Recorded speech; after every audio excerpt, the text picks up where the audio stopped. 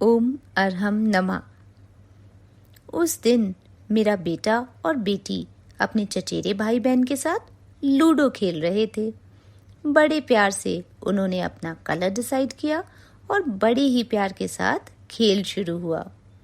मैं भी बहुत खुश थी कि चलो अब थोड़ी देर के लिए ये खेल में बिजी रहेंगे और शोर नहीं करेंगे, और साथ ही मैं भी अपने फिलॉसफी के स्टूडेंट्स के लिए प्रेजेंटेशन तैयार कर लूंगी।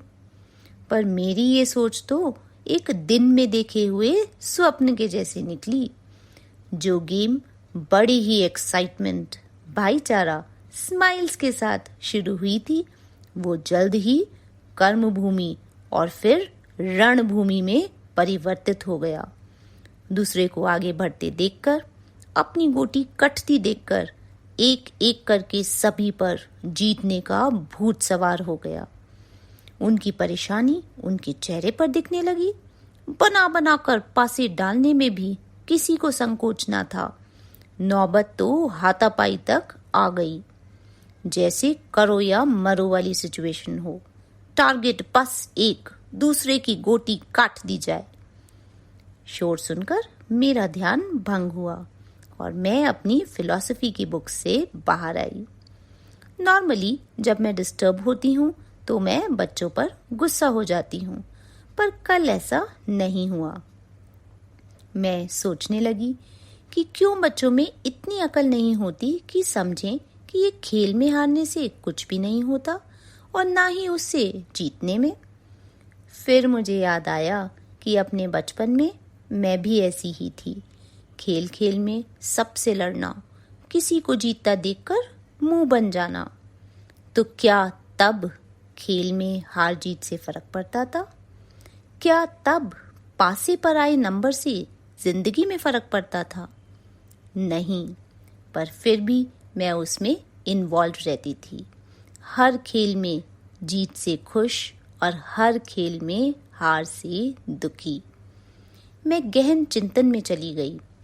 मैंने रियलाइज किया कि तब शायद मैं गेम का एक हिस्सा बन जाती थी, एक खिलाड़ी थी, मगर अब नहीं हूँ, उससे अटैच्ड नहीं हूँ।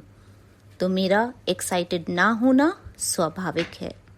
जब हम गेम का पार्ट नहीं होते हैं तो हमें उसकी जीत से और हार से कोई फर्क नहीं पड़ता और हम उस सिचुएशन को एक मूवी की तरह देखते हैं।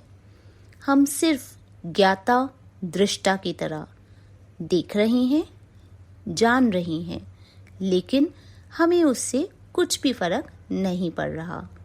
और आज इसी ज्ञाता दृष्टा भाव के कारण मैंने बच्चों को, उनकी शरारत को सिर्फ देखा, रिएक्ट नहीं किया, डांटा नहीं।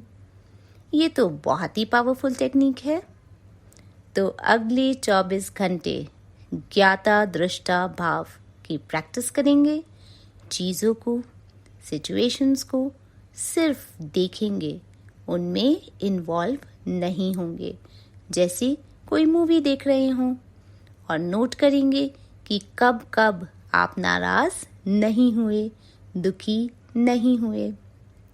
आप अपने अनुभव हमें स्वयं संवेदन में अवश्य बताएं। बेस्ट 5 एंट्रीज को हम अपने पोर्टल पर पब्लिश करेंगे। ओम अरहम नमः।